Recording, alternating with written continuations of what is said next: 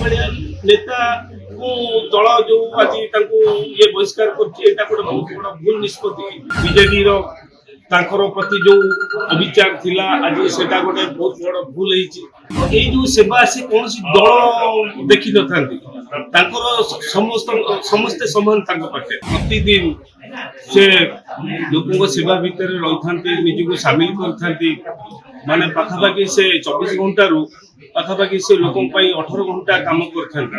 ଦୀର୍ଘ ଦିନର ଅପେକ୍ଷାର ଆଜି ଅନ୍ତ ହେବାକୁ ଯାଉଛି। ନିଶ୍ଚିତ ଭାବେ କୋଉଠି ନା କୋଉଠି ଯୋଉ ଚାଲିଥିଲା ରାଜନୈତିକ ଗୋଟେ ପ୍ରତିଦ୍ୱନ୍ଦ୍ୱୀ ଚାଲିଥିଲା, ପ୍ରଭାତ ବିଶ୍ୱାଳ ଯିଏ ଅଛନ୍ତି ପୂର୍ବତନ ବିଧାୟକ ଚୌଦ୍ୱାର କଟକର, ତାଙ୍କର ବିଜେପିରେ ମିଶିବାକୁ ନେଇ ଏକ ପ୍ରକାର ଗୋଟେ ଦ୍ୱନ୍ଦ୍ୱ ଚାଲିଥିଲା।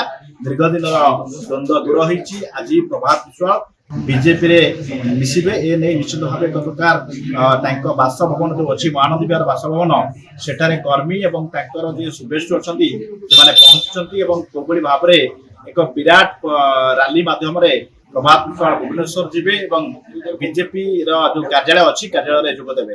ଆମେ ନିଶ୍ଚିତ ଭାବେ ଆଲୋଚନା କରିବା। ଆମ ସହିତ ଅଛନ୍ତି ପ୍ରଭାତ ଅନୁଗାମୀ।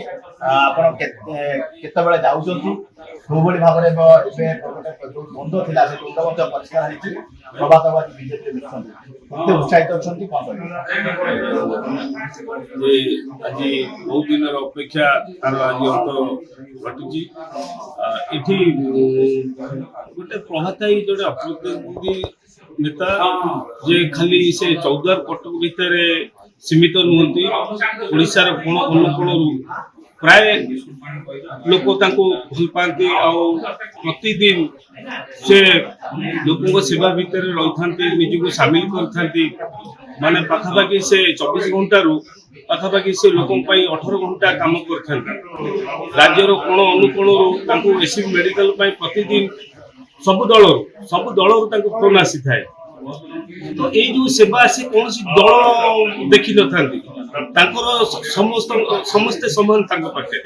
ତେଣୁକରି ତାଙ୍କର ଯୋଉ ଲୋକପ୍ରିୟତାଟା ବଢିଛି ଆଜି ଓଡ଼ିଶାବାସୀ ଯେ ପ୍ରଭାତ ବିଶ୍ୱାଳକୁ କାହିଁକି ଓଡ଼ିଶାବାସୀ ସମସ୍ତଙ୍କ ନଜର ଅଛି ଯେ ଆଜି ସେ କାହିଁକି ବିଜେପିକୁ ଗଲେ। ବିଜେଡିର ତାଙ୍କର ପ୍ରତି ଯୋଉ ଅବିଚାର ଥିଲା ଆଜି ସେଟା ଗୋଟେ ବହୁତ ବଡ଼ ଭୁଲ ହେଇଛି। କାହିଁକି ନା ସେ ଦୀର୍ଘ ଦିନ ଦଳ ପାଇଁ କାମ କରୁଥିଲେ, ଆଉ ଦଳ ତାଙ୍କୁ ଯୋଉ ପ୍ରକାର ଆଜି ଯୋଉ ବହିଷ୍କାର କରିଛି ସେଥିପାଇଁ ଦଳ ନିଶ୍ଚିତ ଭାବରେ ତାଙ୍କର ସେଟା ଭୁଲ ବୁଝିପାରିବେ। ଓଡ଼ିଶାରେ ସେ 36ଟି ସଂଘରେ ଦାୟିତ୍ୱରେ ଅଛନ୍ତି ଚେୟାରମ୍ୟାନ ଭାବରେ। ତେଣୁକରି ଓଡ଼ିଶାବାସୀଙ୍କ ସାଙ୍ଗରେ ସେ ପୁରା ରହିଥାନ୍ତି, ଖାଲି ଚୌଦ୍ୱାର କଟକ ଭିତରେ ସୀମିତ ନଥାନ୍ତି। ତେଣୁକରି ଏଇଭଳିଆ ନେତାକୁ ଦଳ ଯୋଉ ଆଜି ତାଙ୍କୁ ଇଏ ବହିଷ୍କାର କରୁଛି ଏଇଟା ଗୋଟେ ବହୁତ ବଡ଼ ଭୁଲ ନିଷ୍ପତ୍ତି ହେଇଛି। ତେଣୁକରି ଲୋକ ତାଙ୍କ ସାଙ୍ଗରେ ଅଛନ୍ତି। ଆଉ ଆଗାମୀ ଦିନରେ ଏହା ଲୋକ ତାଙ୍କ ସାଙ୍ଗରେ ଆହୁରି ମଧ୍ୟ ବୃଦ୍ଧି ପାଇବ। ଶୁଣୁଛନ୍ତି ଯୋଉ ପ୍ରତିକ୍ରିୟା ଦେଖୁଛନ୍ତି, ଚୌଦ୍ୱାର କଟକ ନିର୍ବାଚନ ମଣ୍ଡଳୀର ପ୍ରଭାତ ବିଶ୍ୱାଳଙ୍କ ବାସଭବନରେ ବର୍ତ୍ତମାନ ତାଙ୍କର ଶୁଭେଚ୍ଛୁ ଏବଂ କର୍ମୀମାନେ ଉପସ୍ଥିତ ରହିଛନ୍ତି। ଏକ ପ୍ରକାର ସମସ୍ତଙ୍କୁ ସ୍ୱାଗତ କରିବା ପାଇଁ ରେଡି ହେଇଗଲେଣି। ଆଲୋଚନା ନିଶ୍ଚିତ ଭାବେ କରିବା। ଆଉ ଟିକେ ଆମ ସହିତ ଅଛନ୍ତି କୋଭିଡ ଭାବରେ ଆଜି ବିଶ୍ୱନାଥ ରହିବ ଏବଂ ଗୋଟେ ପ୍ରକାର ଦ୍ୱନ୍ଦ୍ୱ ଥିଲା ପ୍ରଭାତକୁ କୁଆଡ଼େ ଯିବେ, ଆଜି ପରିଷ୍କାର ହେଇସାରିଛି ରାସ୍ତା। ବିଜେପିରେ ଯୋଗଦାନ କରୁଛନ୍ତି ଆପଣମାନେ କେତେ ସଂଖ୍ୟାରେ ଯିବେ, କୋଭିଡ ଭାବରେ ଉତ୍ସାହିତ ତାକୁ ସଚେତନ କରି ବସେଇ ଉଠେଇ ତାଙ୍କୁ ଆଣିବା କଷ୍ଟ ହବ। ମିନିମମ୍ 10ରୁ 15 ଲୋକ ଯିବେ ବୋଲି ମୋର ଆଶା ବିଶ୍ୱାସ ଅଛି। ପ୍ରଭାତ ଆମ ସାଙ୍ଗରେ ମିଶ୍ରଣ କରୁଛନ୍ତି ବିଜେପି ଗୋଟେ ପରିଷ୍କାର କରିଛନ୍ତି, ଯଦିଓ କହିଛନ୍ତି ଯେ କୌଣସି ପ୍ରକାର ପ୍ରଭାବ ପଡ଼ିବ ନାହିଁ।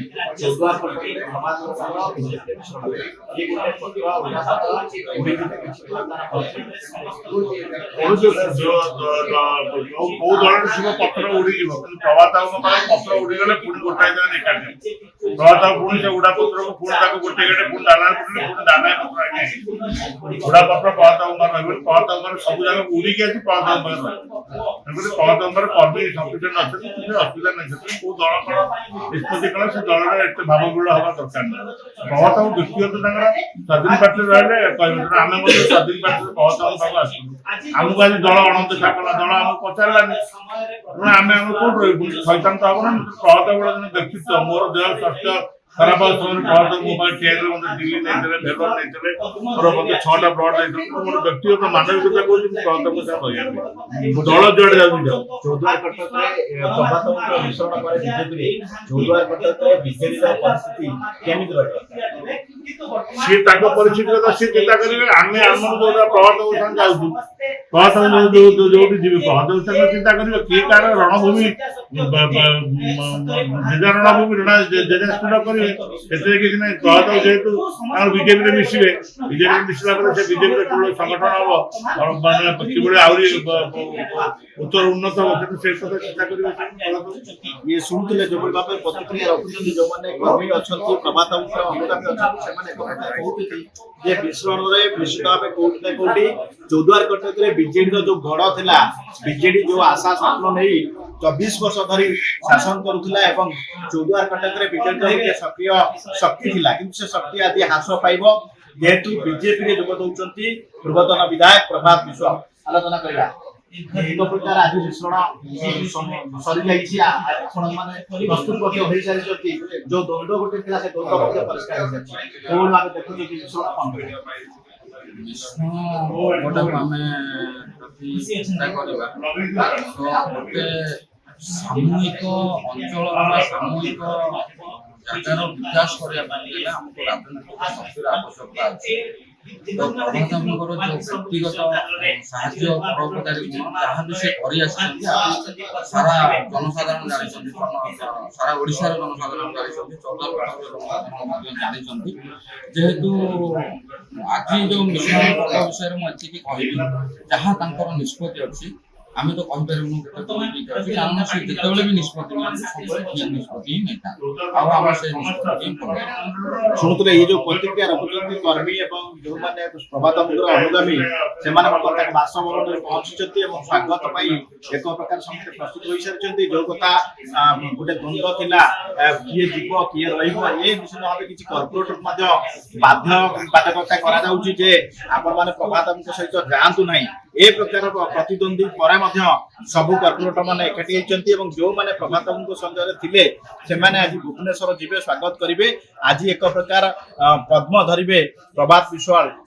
ପୂର୍ବତନ ବିଧାୟକ ଚୌଦ୍ୱାର କଟକର ଏବଂ ତାଙ୍କ ପୁଅ ଯିଏ ଅଛନ୍ତି ସୌଭିକ ବିଶ୍ୱାଳ ସେ ମଧ୍ୟ ପଦ୍ମ ଧରିବା ନେଇ ଏକ ପ୍ରକାର ଚର୍ଚ୍ଚା ଜୋର ଚାଲିଛି କିନ୍ତୁ ଏପର୍ଯ୍ୟନ୍ତ ସ୍ପଷ୍ଟ ହେଇନି ସୌଭିକ ବିଜେପିକୁ ଯିବେ କିମ୍ବା ନ ଯିବେ କିନ୍ତୁ ପ୍ରଭାତ ବିଶ୍ୱାଳଙ୍କର ଆଜି ବିଜେପିରେ ଯୋଗଦାନ ପରେ ଗୋଟିଏ କଥା ସ୍ପଷ୍ଟ ହଉଛି କଟକ ଚୌଦ୍ୱାରରେ ନିଶ୍ଚିତ ଭାବେ କୋଉଠି ନା କୋଉଠି ବିଜେଡିର ଯୋଉ ଥିଲା ଦଳର ଯୋଉ ଥିଲା ଗୋଟେ ପୃଷ୍ଠଭୂମି ଥିଲା ଦଳର ଯୋଉ ପ୍ରକାର ଗୋଟେ ଥିଲା ସେଥିରେ ଦୁର୍ବଳ ହବ ଏବଂ ଦଳ ନିଶ୍ଚିତ ଭାବେ ଚୌଦ୍ୱାର କଟକରେ ଦୁର୍ବଳ ହବ ଯୋଉ କଥା କର୍ମୀ ଏବଂ ସୁବେଶୀ ମାନେ କହୁଥିଲେ ଏବେ ଅପେକ୍ଷା ପ୍ରଭାତ ବାବୁଙ୍କର ଆଜି ମିଶ୍ରଣ ପରେ କୋଉଭଳି ଭାବେ ପ୍ରଭାବ ପଡୁଛି ଚୌଦ୍ୱାର କଟକରେ।